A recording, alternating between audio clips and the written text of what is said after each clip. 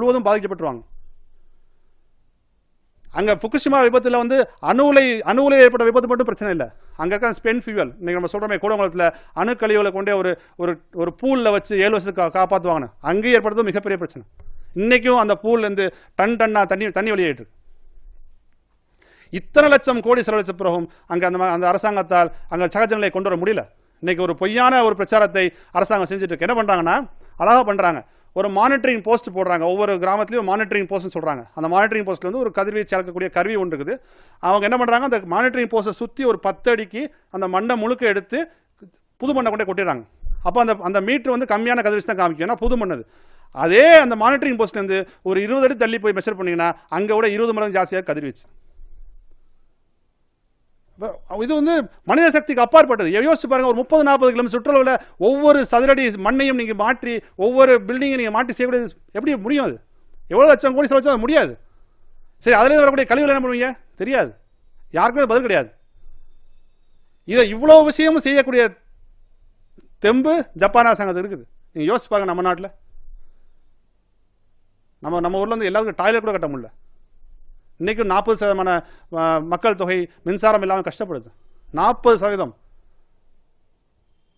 நம்மளால் வந்து ஒரு சாதாரண ரோடு போட முடியாது, எல்லா சீசன்லையும் தாங்கக்கூடிய ஒரு ரோடு போட முடியல. இப்படிப்பட்ட ஒரு சிஸ்டத்தில் நம்ம எப்படி இந்த அணுக்கழிவுகளை கையாண்டு அடுத்த பல லட்சக்கணக்கான வருஷங்கள் வச்சுக்க போகிறோம்? இன்றைக்கி அவங்க வந்து டீகமிஷன் பண்ண போகிறாங்க. 48 அணு உலைகள் ஓடல ஜப்பானில், 54 அணு உலைகள். இந்த 4 விபத்தாயிருச்சு, இன்னொரு ஃபுகுஷிமாவில் மொத்தம் 6, 4 விபத்தாயிருச்சு, இன்னும் 2 6 நிப்பாட்டிட்டாங்க. அதுபோக ஜப்பான் முழுவதும் இந்த 48 அணு உலைகளை மூடிட்டாங்க. கடந்த கிட்டத்தட்ட 1 வருஷமாக ஜப்பான் அணு மின்சாரம் இல்லாமல் இயங்கி கொண்டிருக்கிறது. நண்பர்களே, யாரும் எந்தவித பிரச்சனையும் ஃபேஸ் பண்ணல. அங்கே ட்ரெயின் ஓடுது, ஃப்ளைட் ஓடுது, மக்கள் வாழ்கிறாங்க. அங்கே பாத்ரூமில் கூட மின்சாரம் வேணும், அந்த கிளாஸெட்டில் கூட மின்சாரம் வேணும், அப்போ தான் தண்ணி சூடாக வரும். அப்படிப்பட்ட ஒரு நாடு இயங்கிட்டு ஒன்று செத்து போயிடல, ஒன்று யாரும் மடிஞ்சு போயிடல. எங்களுக்கெல்லாம் என்ன வருத்தமாக்குனா, இதை பற்றின விஷயங்கள் மக்களுக்கு தெரிஞ்சாலும் யாரும் கேள்வி கேட்கறது கிடையாது. நாம் அரசாங்கம் அதான் அங்கே அந்த மக்கள் சொன்னாங்க, நாங்கள் ஏமாந்த மாதிரி நீங்கள் ஏமாந்துடாதீங்க, அவ்வளோதான் ஒரே வார்த்தை. எங்களை ஏமாத்துச்சு அரசாங்கம், நீங்கள் மாதிரி தயவு செஞ்சு ஏமாந்துடாதீங்க. உங்களும் ஏமாற்றுவாங்க, பிரச்சனை கிடையாது, ஏமாற்றுவாங்க. இப்படி தான் எங்களும் ஏமாற்றினாங்க, எங்களுக்கு நீங்கள் கண் கூட பார்த்துட்டீங்க, எங்களுக்கு என்ன பண்ணுச்சுன்னு சொல்லி. ஒவ்வொரு வாரமும் வெள்ளிக்கிழமை சாயந்தரம் 6:30 மணிக்கு ஜப்பான் பிரதமர் முன்னாடி மக்கள் கூடுறாங்க. 3000 பேர் கூடுறாங்க.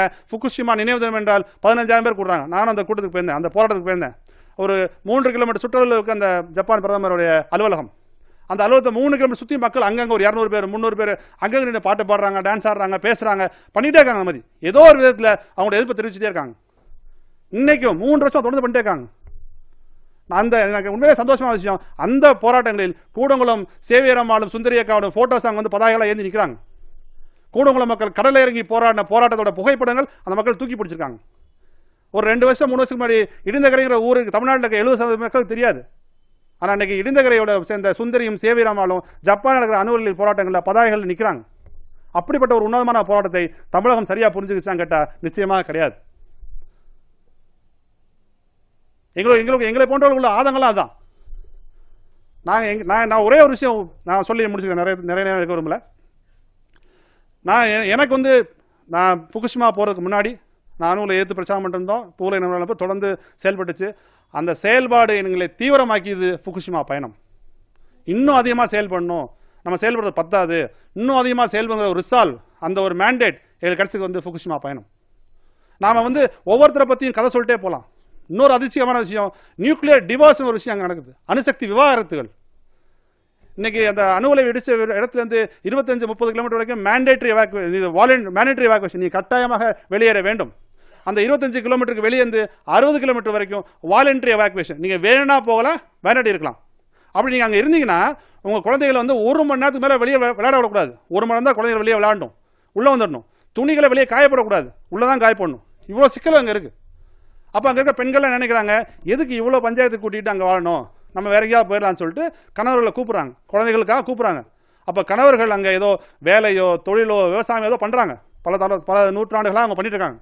அதை விட்டுட்டு வரமாட்டேங்கன்னு சொல்கிறாங்க. அப்போ பெண்கள் என்ன பண்ணுறாங்க, நீ வராட்டி போ, உன்னை டைவர்ஸ் பண்ணிட்டு நான் போகிறேன்னு சொல்லிட்டு 250 கிலோமீட்டர் தள்ளி போய் வாழ்றாங்க. நூற்றுக்கணக்கான குடும்பங்கள், அணு உலையால் விவகாரத்து பெற்ற குடும்பங்கள் ஜப்பானில் இருக்க நண்பர்களே. எனக்கு அதிர்ச்சியாக இருந்துச்சு. இந்த மாதிரி ஒரு ஆங்கில நான் கேள்விப்பட்டதே இல்லை. அணு உலை விவகாரத்துகளை வார்த்தையை நான் கேள்விப்பட்டதே இல்லை. அதுக்கு ஒரு இதை வச்சேன், நியூக்ளியர் டிவோர்ஸ்னு. இது எவ்வளோ பெரிய சமூக பிரச்சனை, நம்ம எல்லாம் யோசிச்சு பார்க்க முடியுமா? பல நூற்றுக்கணக்கான வருடங்களாக வாழ்ந்த வாழ்வாதாரங்களை விட்டுட்டு எல்லா மக்கள் போகிறாங்க. அதனால நான் கேட்டுக்கலாம் ஒரே விஷயம்தான், இந்த கூடங்குளம் திட்டமாகட்டும், கல்பாக்கம் திட்டமாக இருக்கட்டும், எதாக இருக்கட்டும், ஒட்டுமொத்த தமிழகத்துக்கும் எதிரான திட்டங்கள். நாங்கள் போய் எல்லா அரசியல் கட்சிகள் சந்தித்தோம், ஜெயலலிதா அவர்களை எல்லாத்தையும் சந்தித்தோம், கருணாநிதி அவர்கள், சிபிஎம், சிபிஐ எல்லாத்தையும் சந்தித்தோம். நான் உங்கள்கிட்டலாம் கேட்டது தான், உங்களோட சுயநலத்துக்காவது நீங்கள் அரசியல் செய்ய வேண்டும் என்றால் தமிழ்நாட்டு மக்களும் தேவை. இந்த திட்டம் இந்த இடத்துக்கு எதிரானது. உங்களுடைய சுயநலத்துக்காவது இந்த திட்டத்தை நீங்கள் எதிர்த்து சொல்லுங்கள் அப்படின்னு சொல்லி கேட்டோம். நாங்கள் உங்கள்கிட்ட எல்லாத்தையும் கிடையாது தான், நீங்கள் கூட்டம் கேட்கறதோட இங்கே முடிஞ்சு போய் போல இந்த விஷயத்தை நீங்கள் எல்லாத்தையும் போய் பேசுங்க. இந்த திட்டம் ஒட்டுமொத்தமாக நம்முடைய மனித சமூகத்துக்கு எதிரான திட்டங்கள், இந்த 2 திட்டங்களும். இது தவிர நிறைய இருக்குது, மீத்தேன் இருக்குது, நியூட்டன் இருக்குது, எல்லாமே இருக்குது. தலைமுறைகளை அழிச்சிடும் திட்டங்கள் இந்த 2 திட்டமும். அதுவும் நான் பிரான்ஸ்லேருந்து வந்த ஒருத்தர், யூரோப்லேருந்து வந்தவங்க ரொம்ப கிளியராக இருக்காங்க. யூரோப்லேருந்து என்கிட்ட சொல்லிட்டார், எனக்கு வந்து யூரோப்பை பற்றி கவலை இல்லை, ஏன்னா ஆல்ரெடி ஜெர்மனி வந்து 2022 வந்து அணு எல்லாம் முடிவுன்னு சொல்லிட்டாங்க, சுவிட்சர்லாந்து, இட்டாலி, பெல்ஜியம் எல்லாரும் முடிவுன்னு சொல்லிட்டாங்க. மேபி இன்னும் ஒரு 25-30 வருஷத்தில் ஒரு நியூக்ளியர் இல்லாத பிரான்ஸ் மட்டும்தான் ரொம்ப ஜாஸ்தியாக பயன்படுத்துகிறாங்க, 75%. 2030க்குள்ளார அது 50% குறைச்சு கொண்டிருக்காங்க, படிப்படியாக கொஞ்சமாக குறைச்சு கொண்டிருக்காங்க. அவங்க சொன்னது, எங்களுடைய கவலையெல்லாம் 2 நாடுகள், இந்தியாவும் சைனாவும். இங்கே 2 நாட்டிலையும் நான் தலைவிரிச்சு ஆடுது நியூக்ளியர் மேனியா. நான் ஒரு ஜப்பானில் ஃப்ரான்ஸ்லேருந்து ஒருத்தர் சொன்னேன், எங்கள் கல்பாக்கத்தை வந்து ஈனுகையில் போட போகிறாங்க, ஃபாஸ்பிட்டர் ரியாக்டர்ஸ் போட்டுருக்காங்க நண்பர்களே, 1 இல்லை 4. அவர் கண்ணு கலக்கிட்டார். என்னது ஃபாஸ்பிட்டர் ரியாக்டர்ஸ் உங்கள் ஊரில் போடுறாங்களா, ஈனுகையில் போடுறாங்களா கேட்டார். ஆமாம், 1 இல்லை 4 போடுறாங்க. எவ்வளோ மக்கள் கூட இருப்பாங்க, ஒரு 1 கோடி பேர் இருப்போம் அப்படின்னு. கண்ணு கலக்கிட்டார் அவர். நீ இங்கெல்லாம் கூட நீ முதல்ல கிளம்பி போ, நீ போய் அதில் நிப்பாட்ட அப்படின்னார். உலகத்தில் பிரான்ஸும் ஜப்பானும் ஆரம்பித்து கைவிட்டப்பட்ட தொழில்நுட்பம் இந்த ஃபாஸ்பிட்டர் ரியாக்டர்ஸ். இந்தியா நாம தான் வந்து யாருமே ஓடாத ஓட்டப்பந்தயத்தில் நாம மட்டும் ஓடிட்டு நாம தான் ஃபர்ஸ்ட் சொல்லிட்டு இருக்க ஒரு திட்டம் தான் அந்த ஃபாஸ்பிட்டர் ரியாக்டர்ஸ். யாருமே ஓடல அந்த ஓட்டப்பந்தயத்தில், இவங்களே ஓடிட்டு நாங்கள் தான் ஃபர்ஸ்ட்ங்கிறாங்க. நண்பர்களே, நாங்கள் தயவு செய்து உங்களோட கெஞ்சி கேட்டுக்கொள்கிறோம், இந்த விஷயங்களை எல்லாரும் எடுத்து செல்லுங்கள். இந்த ஏதோ நம்ம வந்தோம், பேசினதை கேட்டோம், பேசணும் போனோம் இல்லாமல் ஒவ்வொருத்தரும் பள்ளிகளில், கல்லூரிகளில் உங்களால் முடிஞ்ச திரைப்படங்களில், குறும்படங்களாக, புகைப்படங்களாக, ஓவியங்களாக, பத்திரிகையாளர்கள் என்னென்ன செய்யணுமோ எல்லாருமே வந்து அவங்கவுங்களோட தயவு செய்து செய்யுங்கள் என்று கேட்டுக்கொண்டு வாய்ப்புக்கு நன்றி கூறி விடைபெறுகிறேன். நன்றி, வணக்கம்.